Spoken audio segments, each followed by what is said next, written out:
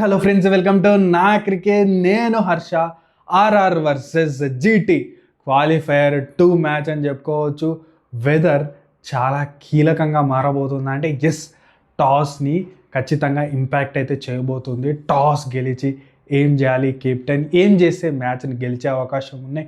And చండీగఢ్లో రికార్డులు ఏ విధంగా ఉన్నాయి, పిచ్లు ఏ విధంగా ఉన్నాయి, లాస్ట్లో విజయ అవకాశాల గురించి అయితే మనమైతే మాట్లాడుకుందాం. అండ్ లాస్ట్ మ్యాచ్ ఎస్ఆర్హెచ్ ఎందుకు ఓడిపోయిందన్న దాని మీద వీడియో అయితే ఆల్రెడీ చేశాను. ఇషాన్ కిషన్ మీద జరుగుతున్న ట్రోలింగ్ గురించి కూడా నేను మాట్లాడాను. సో వీడియో అయితే ఉంటుంది, లాస్ట్ వీడియో చూడండి. ఈ వీడియో అయిపోయిన తర్వాత ఫస్ట్ అయితే మనం పిచ్ గురించే మాట్లాడుకుందాం. న్యూ చండీగఢ్లో ఈ ఇయర్ రికార్డ్స్ చూసుకుంటే మాత్రం ప్రతి ఒక్క మ్యాచ్ దగ్గర 200 రన్స్ దగ్గరికి వెళ్ళాయి. 220లు కూడా చేజ్ డౌన్ అయ్యాయి. మంచి బ్యాటింగ్ ట్రాక్లు అయితే ఉండడం జరిగింది. ఎస్పెషల్లీ చెప్తున్నాను కదా, సెమీఫైనల్ మ్యాచెస్కి అయితే అంటే మనకి క్వాలిఫైయర్ 1 చూసుకున్నా అంటే ఎలిమినేటర్ 1 చూసుకున్నా సరే రెండు కూడా మంచి బ్యాటింగ్ ట్రాక్లు ఇవ్వడం అయితే జరిగింది. బీసీఏ నుంచి అయితే నాకు తెలిసి ఎండింగ్ కదా, సీజన్ అయిపోతుంది కదా, ఖచ్చితంగా ఒక మంచి బ్యాటింగ్ ట్రాక్లు ఇద్దామని నేను ఆల్రెడీ ఫస్ట్ దాంట్లో కూడా ఒక విషయం చెప్పడం జరిగింది. అంటే మ్యాచ్ అయిపోయిన తర్వాత ఇంత మంచి బ్యాటింగ్ ట్రాక్ ఉంది అంటే మాత్రం ఖచ్చితంగా సెమీఫైనల్ అంటే ఎలిమినేటర్ 1కి కూడా ఇలాంటి బ్యాటింగ్ ట్రాక్ ఉంటుందని ఎక్స్పెక్ట్ చేశాను.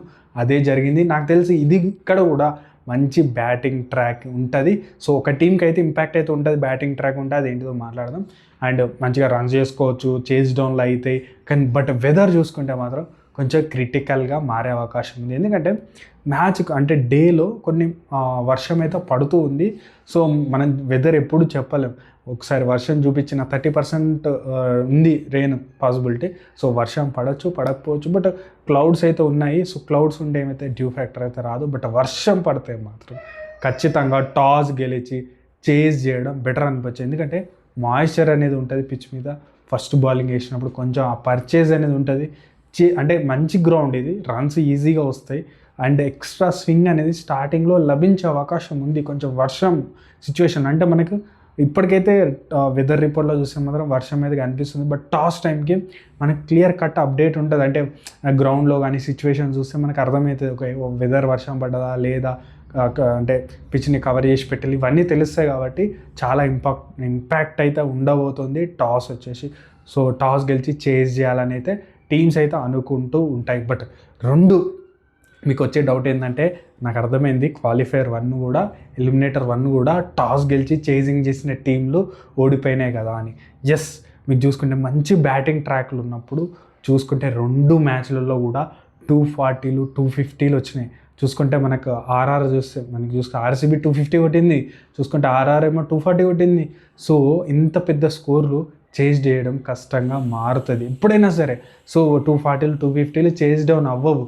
సో మనకు తెలిసినంతవరకు అయితే మంచి బ్యాటింగ్ ట్రాక్ ఉంటుంది. కాబట్టి ఒకవేళ వెదర్ సపోర్ట్ చేస్తే, అంటే వెదర్లో ఏం వర్షం లేదు, కొంచెం క్లౌడ్ ఉంది అంటే మాత్రం ఫస్ట్ బ్యాటింగ్ చేయడం కూడా ఎలాంటి ప్రాబ్లం అయితే లేదు. మీరు గమనించాల్సిన విషయం ఏంటంటే, మీరు చూడండి మనకి ఇండియా మ్యాచ్లు జరిగిన వరల్డ్ కప్ మ్యాచ్లలో కూడా టాస్ ఓడిపోయి ఇండియా ఫస్ట్ బ్యాటింగ్ చేసిన 250లు కొట్టింది. మీకు ముంబైలో 250లు 260లు చూసినాం. అండ్ ఆల్సో చూసుకుంటే మనకి అహ్మదాబాద్లో కూడా అలాంటి పిచ్లు దొరికినాయి. అంటే బీసీఐ నుంచి అయితే ఒక మంచి బ్యాటింగ్ ట్రాక్లు అయితే పెట్టాలి క్వాలిఫైర్ మ్యాచెస్కి అండ్ ఫైనల్స్కి అనేది అయితే ఉండడం అయితే జరిగింది. సో టాస్ అంత క్రిటికల్గా మారుతుందా అంటే ఎప్పుడైతే వెదర్లో కొంచెం ఎక్స్ట్రా సపోర్ట్ ఉంటుందో అప్పుడైతే మారే అవకాశం ఉంది. ఒకవేళ వర్షం పడకపోయినా సరే, వెదర్ క్లియర్గా ఉన్నా సరే, కొంచెం డ్యూ కూడా ఉండే అవకాశాలు కనిపిస్తున్నాయని నేనైతే వెబ్సైట్లో చదివినా. సో ఎంతవరకు ఏంటిది అనేది పోస్ట్ టాస్లో అయితే క్లియర్ కట్గా చెప్తాను. ఎందుకంటే న్యూ చండీగఢ్లో మనమైతే ఎక్కువ డ్యూ అయితే చూడలేము, వెదర్స్ కూల్ అయితే అవ్వడం లేదు కాబట్టి. సో నో వరీస్, చెప్పినట్టు మంచి బ్యాటింగ్ ట్రాక్ ఉంటుంది. టాస్ గెలిచి చెప్పినట్టు వెదర్ బట్టి ఇంపాక్ట్ అయితే ఉండబోతుంది. అది పక్కనే పెడదాం. అండ్ జీటీ విషయం గురించి మాట్లాడాలి. జీటీకి ఇలాంటి బ్యాటింగ్ ట్రాక్లు ఇస్తే ఖచ్చితంగా ఇబ్బంది పడతారు. ఎందుకని చెప్తాను. మీరు చూడండి, మీరు చూస్తే వీళ్ళు కోల్కతాలో ఒక మ్యాచ్ ఆడారు మంచి బ్యాటింగ్ ట్రాక్ మీద, దాని మీద రన్స్ చేయలేకపోయినారు. మీరు చూస్తే 220లు 240లు కొట్టే టీం కాదు జీటీ, మీరు గుర్తుంచుకోండి. ఎందుకంటే వీళ్ళు ఏం చేస్తారు, వీళ్ళు ఒక ట్రెడిషనల్ క్రికెట్ ఆడతారు అండ్ ఆల్సో వీళ్ళు టాప్ 3 మీదనే ఎక్కువ డిపెండ్ అవుతారు. ఒకవేళ టాప్ 3 ఎర్లీగా అవుట్ అయితే లాస్ట్ మ్యాచ్ చూసినాం. అండ్ మీరు చూస్తే ముంబై మీద కూడా అహ్మదాబాద్లో ఒక మ్యాచ్ చూసినారు. సో టాప్ 3 మీద చాలా చాలా డిపెండ్ అవుతూ ఉంటాయని చెప్పొచ్చు. అండ్ వీళ్ళు టాప్ 3 అంటే మీరు గమనించండి, ముగ్గురు రన్స్ కొట్టాలి, ముగ్గురు అవుట్ అవ్వకుండా ఆడాలి అండ్ ఆల్సో మీకు ఎక్స్ప్లోజివ్గా రన్స్ చేయాలంటే కష్టంగా మారుతుంది. మీరు ఒక 200 రన్స్ చేసి ఇవ్వండి, జీటీ చేజ్ డౌన్ చేస్తుంది. బట్ 240లు 250లు 230లు వీళ్ళు చేజ్ డౌన్ చేయరు, 220 కూడా చేజ్ డౌన్ చేయరు వీళ్ళు. సో వాళ్ళకి ఆ ప్రాబ్లం అయితే ఉంది. ఎందుకంటే 220 చేజ్ డౌన్ చేయాలంటే స్టార్టింగ్ నుంచే రన్స్ చేయాలంటే వికెట్లో పడతాయి. సో వాళ్ళ ప్రాబ్లం అదే, లాస్ట్ మ్యాచ్లో కూడా అదే అయింది. ఎందుకంటే రన్ రేట్ వెళ్ళిపోతూ ఉంటుంది, స్కోర్ బోర్డ్ ప్రెషర్ ఉంటుంది, దాంట్లో రన్స్ కొట్టాలనేది ఒక మైండ్లో రన్ అవుతూ ఉంటుంది. ఒక 160 170లు 180లు వీళ్ళు చాలా ఈజీగా చేజ్ డౌన్ చేస్తారు. అది ఎలాంటి పిచ్ అయినా సరే, మంచి బ్యాటింగ్ సర్ఫేస్ ఉన్నా సరే, లేదు ఒక స్లో పిచ్ ఉన్నా సరే 170లు 180లు వీళ్ళు కొడతారు. కాబట్టి జీటీకి బ్యాటింగ్ పిచ్ ఉండడం వాళ్ళకి ప్రాబ్లంగా మారుతుంది. అండ్ ఆల్సో బౌలర్స్ విషయానికి వస్తే కూడా నేను ఆర్సీబీ మ్యాచ్ మీద మాట్లాడినప్పుడు ఒక క్లియర్ కట్గా చెప్తున్నా, కావాలంటే మీరు వీడియోకి వెళ్ళి కూడా చూడొచ్చు. జీటీ బౌలర్లు ఎప్పుడైతే అహ్మదాబాద్ నుంచి బయటకు వస్తారో వాళ్ళకు రన్స్ ఇస్తున్నారు వాళ్ళు. మీరు చూడండి, బెంగళూరులో రన్స్ ఇచ్చినారు చిన్నస్వామిలో, అండ్ ఆల్సో ఆర్ఆర్ తోటి మ్యాచ్ వెళ్ళినప్పుడు కూడా రన్స్ ఇచ్చినారు. పవర్ ప్లేలో 72 రన్స్ ఇచ్చినారు ఇద్దరు కూడా. సిరాజ్ అండ్ మనం చూసుకుంటే ఇక్కడ రబాడాలో రన్స్ ఇచ్చినారు బయటికి వెళ్ళినప్పుడు, బట్ అక్కడ వికెట్లు పడ్డాయి. సో 72 రన్స్ ఇద్దరు కలిసి ఇచ్చినప్పుడు దాని తర్వాత రషీద్ ఖాన్ వచ్చి కంట్రోల్ చేసి మ్యాచ్ని గెలిపించడం చెప్పొచ్చు.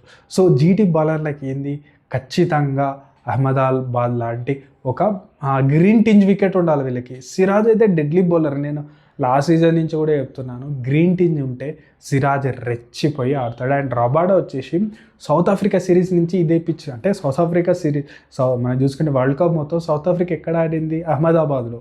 సో సిరాజ్కి గ్రీన్ టింజ్ ఇష్టము అండ్ ఆల్సో రబాడాకి వచ్చేసి ఆల్రెడీ అహ్మదాబాద్లో దగ్గర జనవరి నుంచి ఉంటున్నాడు, ఒక 5-6 నెలల నుంచి అదే పిచ్ మీద ఆడుతున్నాడు. కాబట్టి సో తనకి గ్రౌండ్ డైమెన్షన్స్ కానీ అంటే ఏ బౌన్స్ ఎంత వస్తుందని అంటే అడాప్ట్ అయిపోయి ఉన్నాడు. కాబట్టి ఇద్దరు కూడా డెడ్లీగా మారుతున్నారు. కాబట్టి ఈ టాక్టిక్ అనేది అహ్మదాబాద్లో వర్కౌట్ అవుతుంది. బయటకు వచ్చినప్పుడు దెబ్బలు అయితే తింటున్నారు వాళ్ళు. అండ్ లాస్ట్ మ్యాచ్లో కూడా మీరు చూస్తే ఆ ప్లాన్ని కట్ చేసినారు, 4 ఓవర్స్ వేసినారు, దాని తర్వాత వేరే బౌలర్స్ని తీసుకొచ్చినారు అని చెప్పొచ్చు. జీటీ లాస్ట్ మ్యాచ్లో చేసిన one of the biggest mistake ఏంటంటే వాళ్ళు ఒక కొత్త బౌలర్ తోటి వెళ్ళినారు. నాకు అర్థం కాలేదు. ఇన్ని మీకు చూసుకుంటే కొంచెం చండీగఢ్లో ఒక స్పిన్నర్ సుతార్ తోటి కూడా వెళ్ళే అవకాశాలు కనిపిస్తున్నాయి, లేకపోతే వాళ్ళకి బౌలింగ్ ఆప్షన్స్ వేరే ఉన్నాయి. సో నాకు అర్థం కాలేదు, కొత్త బౌలర్ని తీసుకొచ్చి సెమీఫైనల్ అంటే ఇంపార్టెంట్ మ్యాచ్లో ఆడిస్తే తను క్యాచ్లు మిస్ చేసిండు, ఫీల్డింగ్ మిస్ చేసిండు, నో బాల్స్ వేసిండు. ఆ నో బాల్ ఎంత కాస్ట్లీ అయిందంటే అక్కడి నుంచి రన్స్ స్టార్ట్ అయినాయి అండ్ తన ఓవర్లో క్యాచ్లు మిస్ అయినాయి. సో ఓవరాల్గా చూస్తే మాత్రం ఒక కొత్త ప్లేయర్ని ఆడించడం పెద్ద బ్లండర్ అని చెప్పొచ్చు. అంటే అన్లెస్ ఒక ఎక్స్పీరియన్స్ బౌలర్ ఉండి తనని సర్ప్రైజ్గా తీసుకురావడం ప్రాబ్లం లేదు. అండ్ లాస్ట్ మ్యాచ్లో చూసుకుంటే ఆర్ఆర్ కూడా అదే ప్రాబ్లం అదే మిస్టేక్ చేసింది. మీరు చూస్తే శుభం దూబే, మీకు తెలుసు శుభం దూబే ఏ విధంగా న్యూ చండీగఢ్లో వీళ్ళు పంజాబ్ కింగ్స్ మీద మ్యాచ్ గెలిచినారు. ఫెరారియా శుభం దూబేలు ఇద్దరు కూడా నిలబడి ఆ మ్యాచ్ని గెలిపించినారు. అలాంటి శుభం దూబేకి ఛాన్స్ వేయలేదు లాస్ట్ మ్యాచ్లో, వేరే ఎవరో బౌలర్ని తీసుకొచ్చినారు. అవసరం ఏముంది? సో మీ ప్లాన్ అంటే మీరు కొత్త ప్లేయర్ తోటి వెళ్తే ప్రాబ్లం అనేది 100% ఉంటుంది. మేబీ వాళ్ళైతే అది సార్ట్అవుట్ చేసుకొని వాళ్ళకి బౌలింగ్ ఆప్షన్స్ ఉన్నాయి, ఆల్రౌండర్ ఆప్షన్స్ ఉన్నాయి, వాటితోటి వెళ్ళాలని అయితే నేనైతే జీటీని అనుకుంటున్నాను. అండ్ ఆర్ఆర్ విషయానికి వస్తే మాత్రం ఆర్ఆర్ అహ్మదాబాద్లో మ్యాచ్ని గెలిచినారు, ఫస్ట్ బ్యాటింగ్ చేసి గుర్తుపెట్టుకోవాలి. అండ్ నెక్స్ట్ వచ్చేసి వీళ్ళు ఆర్ఆర్ తోటి మ్యాచ్ అయింది ఎక్కడ మనం చూసుకుంటే జైపూర్ హోమ్ గ్రౌండ్లో అయినప్పుడు. ఆ మ్యాచ్లో కూడా మంచి రన్స్ వచ్చినాయి, బట్ వికెట్స్ అనేటివి పడ్డాయి. సో చూసుకుంటే జీటీ బౌలర్స్ వికెట్ తీసినాడు టాప్లో, 6 ఓవర్స్ 72 రన్స్ ఇచ్చిన అక్కడ మనం చూసుకుంటే జైస్వాల్, వైభవ్ సూర్యవంశీ వికెట్ తీసినారు. చాలా పెద్ద పాజిటివ్ అయింది ఆ మ్యాచ్లో. దాని తర్వాత చూసుకుంటే రషీద్ ఖాన్ వికెట్ తీసి ఆ మ్యాచ్ గెలిచిండు. సో ఈ మ్యాచ్లో చూసుకుంటే మాత్రం ఆర్ఆర్కి బెటర్ రికార్డ్స్ ఉన్నాయని చెప్పొచ్చు. ఈ గ్రౌండ్లో ఆర్ఆర్ ఇప్పటివరకు ఒక్క మ్యాచ్ కూడా ఓడిపోలేదట. సో అదైతే కొంచెం హోమ్ గ్రౌండ్గా ఫీల్ అయితే ఉంటుంది, ఎందుకంటే లాస్ట్ మ్యాచ్ వాళ్ళు గెలవడం, లాస్ట్ 3 మ్యాచెస్ అద్భుతంగా గెలిచారని చెప్పొచ్చు. అండ్ ఎస్పెషల్లీ ప్లేయింగ్ 11 గురించి మాట్లాడుకుంటే ఆర్ఆర్ ప్లేయింగ్ 11లో one of the key batter అంటే కీ ప్లేయర్లు ఎవరైనా ఉన్నారంటే ఖచ్చితంగా అది వైభవ్ సూర్యవంశి, ఆర్చర్. వీళ్ళిద్దరూ ఖచ్చితంగా వన్ సైడ్ చేస్తున్నారు మ్యాచ్ అని చెప్పుకోవచ్చు. ఎస్పెషల్లీ వైభవ్ సూర్యవంశి తనకి బౌలింగ్ ఏ విధంగా వేయాలనేది అయితే టాక్టిక్ అయితే ఏం లేదని చెప్పుకోవచ్చు. ఎందుకంటే తను ఫస్ట్ కొంచెం చూసి ఆడడం అయితే చేస్తున్నాడు వైభవ్ సూర్యవంశి లాస్ట్ 3 మ్యాచెస్గా. తను స్టార్టింగ్ రాగానే కొట్టడం లేదు, యార్కర్లు వేస్తున్నాడు, కొంచెం డిఫెండ్ చేస్తున్నాడు, చూసి ఆడుతున్నాడు. ఒక న్యూ బాల్ అనేది కొంచెం 1 to 2 ఓవర్స్ ఓల్డ్ అవ్వగానే ఇక స్టార్ట్ చేస్తున్నాడు. తనకు కూడా అర్థమైంది సో ఎప్పుడు అటాక్ చేయాలనేది. అది పెద్ద పాజిటివ్ అని చెప్పొచ్చు. ఆర్ఆర్ ఎంత తొందరగా వైభవ్ సూర్యవంశి వికెట్ పడితే అంత జీటీ గెలిచే అవకాశాలు ఉంటాయి.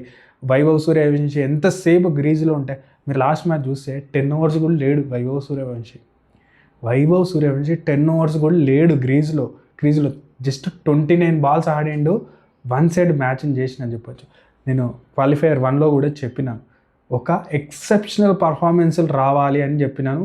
ఆ రోజు పతిధర్ నుంచి వచ్చింది. నెక్స్ట్ చూసుకుంటే వైభవ్ సూర్యవంశి. అండ్ ఖచ్చితంగా అలాంటి ఇన్నింగ్స్లు అయితే రావాలి ఎవరో ఒకరి నుంచి. జైస్వాల్ అన్నా, పరాగ్ అన్నా, లేకపోతే జురేల్ అన్నా, ఒకరిద్దరు మిగతా సపోర్ట్ అయితే ఖచ్చితంగా ఉండాల్సిందే. బట్ ఒకరైతే ఎక్సెప్షనల్ పర్ఫార్మెన్స్ చేయాలి.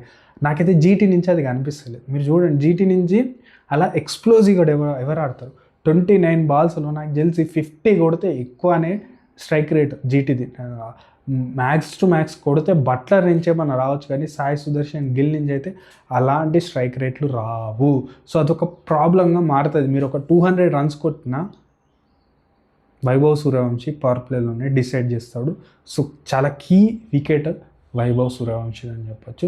అండ్ చూసుకుంటే జైస్వాల్కి కొంచెం చూసుకుంటే తను నాన్ స్ట్రైక్లో ఉంటున్నాడు. ప్రతి మ్యాచ్ కూడా వైభవ్ సూర్యవంశి ఆడేది చూసి తన మీద తనకే డౌట్ వచ్చి ఉంటుంది.